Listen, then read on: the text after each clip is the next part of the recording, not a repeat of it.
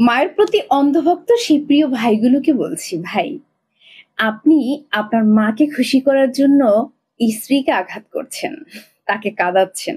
কারণ আপনি জানেন যে মায়ের পায়ের নিচে যেহেতু জান্নাত, সুতরাং মাকে খুশি করতেই হবে। তাতে করে স্ত্রী আঘাত পেল, কাঁদলো, হাসলো, কষ্ট পেল, অবহেলিত হলো, এতে আপনার কিচ্ছু যায় আসে না। কারণ জান্নাতকে তো আপনার পেতেই হবে, তাই মাকে খুশি করা চাই চাই যে কোনো মূল্যে।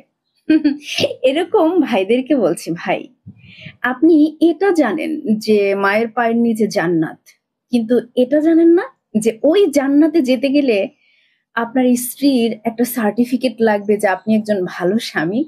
হুম? সেই সার্টিফিকেট ছাড়া কিন্তু আপনি জান্নাতে প্রবেশ করতে পারবেন না।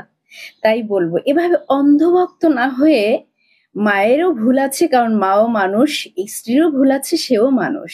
সুতরাং আপনি ন্যায় বিচার করুন, সঠিকভাবে মেধা বুদ্ধিকে কাজে লাগিয়ে মা এবং স্ত্রীর ভেতরে ব্যালেন্স করাটা শিখুন।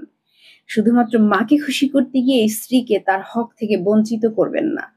তাতে আপনার কিন্তু জবাবদিহি করতে হবে। আর যে জান্নাতের আশায় এগুলো করছেন অন্ধ হয়ে, সেই জান্নাত কিন্তু আপনি পাবেন না।